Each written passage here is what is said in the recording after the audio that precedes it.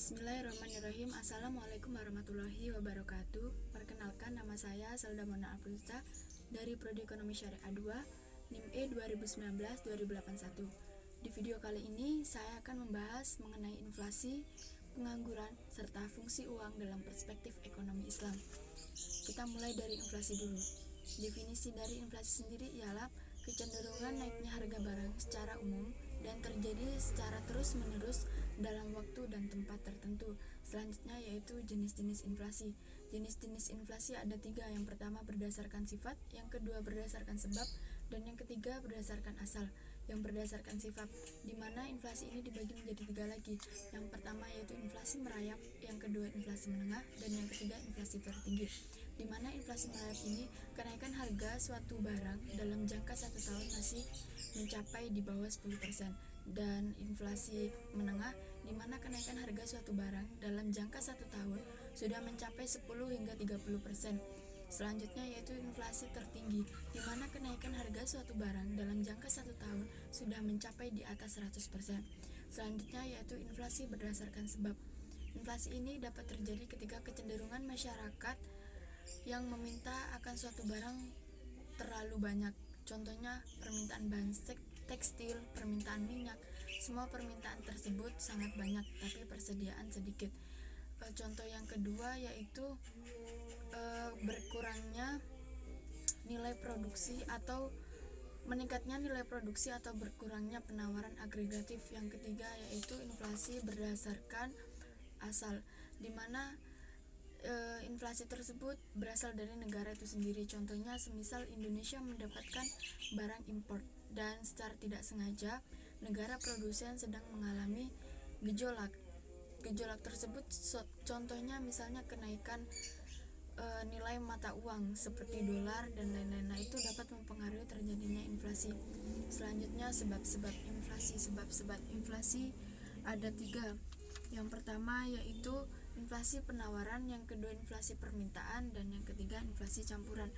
Di mana inflasi penawaran di sini banyak sekali permintaan tinggi tetapi persediaan sedikit, dan inflasi penawaran yaitu terjadinya penurunan permintaan sedangkan terjadinya penurunan penawaran sedangkan permintaan tinggi. Dan yang ketiga yaitu inflasi campuran, di mana permintaan tinggi, persediaan sedikit, dan biaya produksi menjadi sedikit. Selanjutnya pembagian inflasi dalam ekonomi Islam. Pembagian inflasi dalam ekonomi Islam ada 2. Yang pertama yaitu inflasi yang bersifat alami, dan yang kedua inflasi yang disebabkan oleh kesalahan manusia itu sendiri. Inflasi yang terjadi secara alami, contohnya sekarang negara Indonesia bahkan dunia sedang dilanda oleh adanya virus COVID-19. Nah, secara tidak sengaja di sini akan terjadi banyak sekali permintaan sedangkan persediaan sedikit.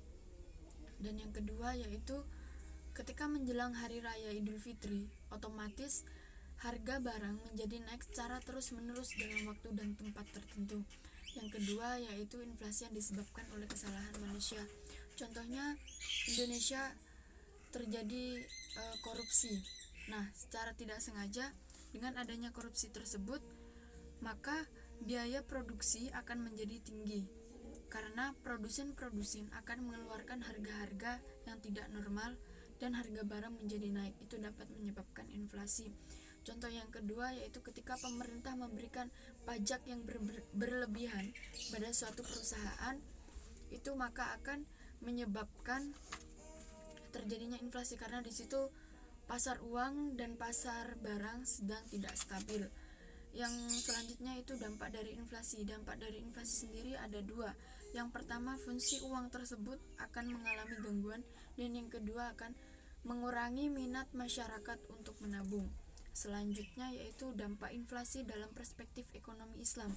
Yang pertama yaitu kecenderungan memicu masyarakat untuk lebih cenderung berbelanja, terutama untuk barang-barang non-primer dan mewah. Karena mereka berpikir ketika uang mereka akan ditabung, maka pada saat itu juga uang sedang mengalami gangguan karena adanya inflasi. Yang kedua yaitu dapat mengarahkan inflasi pada hal-hal yang tidak produktif seperti penumpukan kekayaan berupa tanah, bangunan, dan lain-lain. Selanjutnya itu solusi inflasi dalam ekonomi Islam. Ada dua, yaitu pemerintah akan melakukan kebijakan fiskal, dan yang kedua pemerintah akan memberlakukan kebijakan moneter. Kebijakan fiskal ini diberlakukan gunanya untuk mendaur ulang antara pajak dan subsidi, yaitu untuk diseimbangkan. Dan yang kedua yaitu kebijakan moneter. Di sini dilakukan untuk melihat bagaimana uang beredar di masyarakat, atau kita dapat menaikkan suku bunga agar masyarakat bisa berinvestasi. Yang selanjutnya, materi yang selanjutnya yaitu adalah pengangguran. Definisi dari pengangguran sendiri ialah orang yang masuk dalam angkatan kerja dengan usia 15-16 tahun yang sedang mencari pekerjaan dan belum mendapatkan pekerjaan, itu bisa disebut pengangguran. Jadi apabila ada seseorang yang berumur atau berusia 14 tahun, dia mencari pekerjaan dan belum mendapatkan pekerjaan, itu tidak bisa dikatakan sebagai pengangguran. Selanjutnya, macam-macam pengangguran. Macam-macam pengangguran ada 4. Yang pertama itu pengangguran terbuka, yang kedua itu pengangguran tersembunyi, yang ketiga pengangguran musiman, dan yang keempat pengangguran setengah menganggur. Pengangguran terbuka ialah secara jelas atau secara terang-terangan orang tersebut tidak memiliki penghasilan atau memiliki pekerjaan. Yang kedua yaitu pengangguran tersembunyi, di mana orang tersebut memiliki pekerjaan tetapi ia hanya bekerja separuh waktu dan separuhnya waktu lagi ia tidak bekerja. Ini biasa terjadi karena biasanya para perusahaan itu terlalu banyak merekrut karyawan, sehingga sebagiannya lagi tidak melakukan pekerjaan dengan waktu yang efektif. Yang ketiga yaitu pengangguran musiman, di mana ada orang yang hanya bekerja pada waktu-waktu tertentu atau musim-musim tertentu. Contohnya orang yang bekerja di sektor pertanian. Nah, otomatis para petani tersebut hanya bekerja pada musim panen dan musim tanam. Selain itu mereka akan menganggur. Yang keempat yaitu pengangguran setengah menganggur, di mana pengangguran setengah menganggur ini sama halnya seperti pengangguran tersembunyi. Orang ini bekerja tidak full dengan waktu yang standar. Selanjutnya jenis-jenis pengangguran. Jenis-jenis pengangguran ada 4. Yang pertama yaitu pengangguran friksional, yang kedua pengangguran siklikal, yang ketiga pengangguran struktural, yang keempat itu pengangguran teknologi. Pengangguran friksional, di mana awalnya orang ini memiliki pekerjaan, kemudian ia merasa tidak cocok dengan pekerjaan tersebut, akhirnya ia memilih resign dari pekerjaan tersebut. Nah, ketika dia mencari pekerjaan dan belum mendapatkan pekerjaan, itulah yang disebut sebagai pengangguran friksional. Yang kedua yaitu pengangguran siklikal. Pengangguran ini disebabkan oleh siklus ekonomi, di mana ketika produksi turun, maka perusahaan tersebut akan secara terpaksa mengurangi karyawan-karyawan tersebut dengan memberlakukan PHK. Yang ketiga yaitu pengangguran struktural. Pengangguran struktural ini disebabkan oleh situasi ekonomi atau turunnya perekonomian. Yang keempat yaitu pengangguran teknologi, di mana ketika adanya sekarang zaman teknologi sudah semakin tinggi, di mana tenaga manusia tidak terlalu dibutuhkan, karena sekarang yang lebih banyak dibutuhkan adalah tenaga mesin. Selanjutnya itu adalah dampak pengangguran. Dampak pengangguran di sini dapat menyebabkan beberapa hal. Yang pertama yaitu turunnya pendapatan per kapita. Yang kedua yaitu meningkatnya biaya sosial. Yang ketiga menurunkan aktivitas perekonomian. Yang keempat menurunkan penerimaan negara. Yang kelima menurunkan tingkat keterampilan. Yang keenam kegiatan distribusi kurang lancar. Yang ketujuh terjadinya kemiskinan. Yang kedelapan kurangnya gizi. Yang kesembilan tindak kriminal akan semakin meningkat. Yang ke-10 yaitu produktivitas tenaga kerja menjadi rendah, dan yang ke-11 yaitu upah menjadi rendah. Selanjutnya penyebab terjadinya pengangguran. Penyebab dari terjadinya pengangguran itu sendiri ada 4. Yang pertama yaitu tidak sebandingnya penawaran dengan permintaan pekerja. Yang kedua yaitu turunnya pengeluaran total dan output. Yang ketiga itu perubahan teknologi. Yang keempat, waktu yang dibutuhkan untuk mencari pekerjaan lebih tinggi daripada peluang pekerjaan. Selanjutnya cara untuk mengatasi pengangguran. Di sini ada beberapa cara. Yang pertama itu menyelenggarakan bursa tenaga kerja dengan mengadakan pameran pekerjaan. Yang kedua yaitu informasi lowongan kerja. Kita dapat membuat web-web tertentu untuk memberikan informasi lowongan pekerjaan yang bisa diakses para pencari pekerja. Yang ketiga yaitu memberikan pelatihan kerja. Yang keempat yaitu membuka lapangan kerja sebanyak-banyaknya. Yang kelima yaitu meningkatkan peredaran modal usaha. Yang keenam yaitu meningkatkan jiwa kewirausahaan agar nantinya kita berpikir, mengubah pola pikir kita yang tadinya kita berpikir untuk mencari pekerjaan. Nah, dengan adanya meningkatkan jiwa kewirausahaan ini dapat membuat kita untuk berpikir bagaimana cara kita menciptakan pekerjaan. Yang ketujuh yaitu transmigrasi. Selanjutnya itu pengangguran dalam ekonomi Islam. Pengangguran dalam perspektif ekonomi Islam ada dua. Yang pertama yaitu pengangguran jabariyah, yang kedua itu pengangguran hiyariyah. Pengangguran jabariyah ini adalah pengangguran terpaksa, di mana kita memiliki niat untuk bekerja tetapi pekerjaan tidak ada.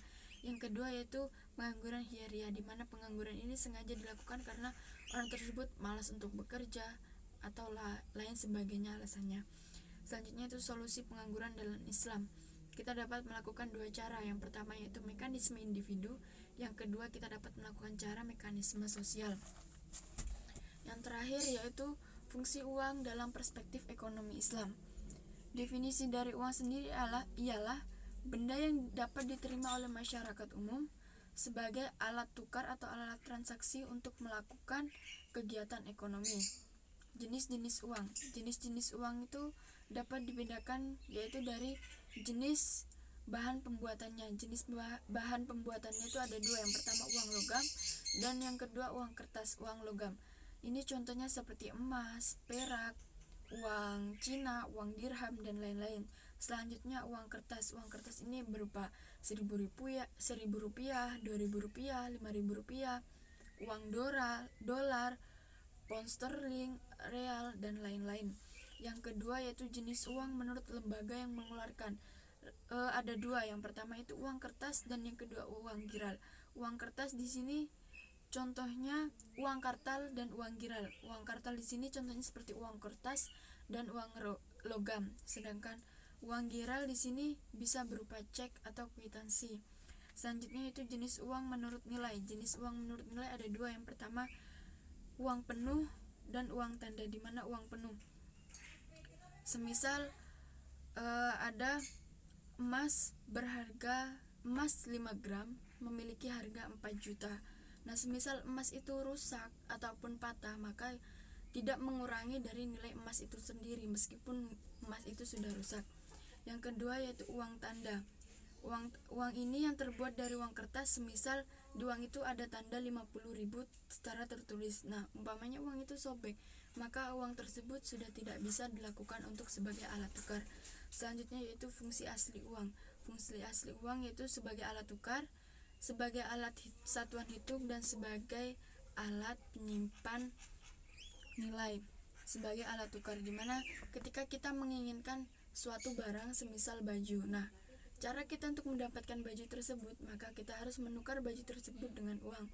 Yang kedua yaitu sebagai bahan satuan hitung. Ketika kita memiliki sawah, memiliki rumah, memiliki mobil, semuanya kita memiliki lebih dari satu. Nah, itu kita cukup memiliki satu saja. Nah, yang lainnya kita dapat menyimpannya sebagai bentuk uang. Yang ketiga yaitu uang sebagai alat penyimpan nilai. Contohnya kita memiliki sawah banyak, mobil banyak, tetapi kita tidak memiliki bendanya, melainkan kita memiliki uang yang senilai dengan sawah atau mobil tersebut. Selanjutnya fungsi turunan uang. Fungsi turunan uang ada 4. Yang pertama yaitu uang sebagai pembayaran yang sah atau sebagai transaksi alat tukar, dan yang kedua uang sebagai alat pembayaran utang. Semisal saya mempunyai utang ke teman saya berupa emas 5 gram. Nah, harga emas 5 gram tersebut yaitu sebesar 4 juta. Maka saya akan mengembalikan dengan bentuk uang yang 4 juta, bukan bentuk emas tersebut. Selanjutnya yaitu uang sebagai alat penimbun kekayaan, dimana ketika kita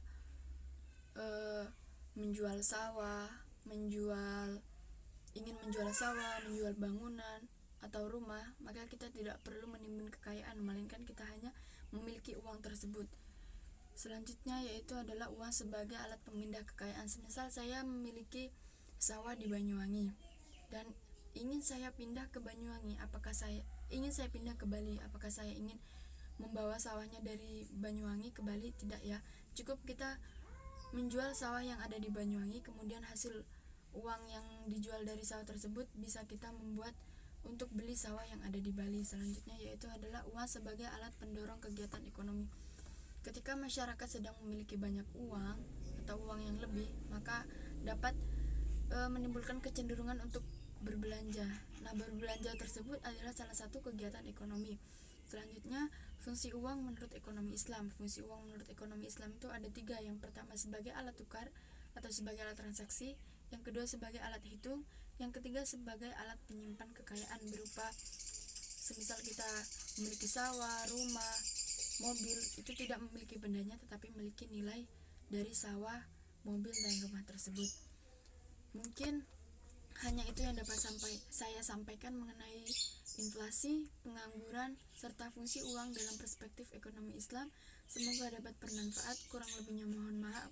Assalamualaikum warahmatullahi wabarakatuh.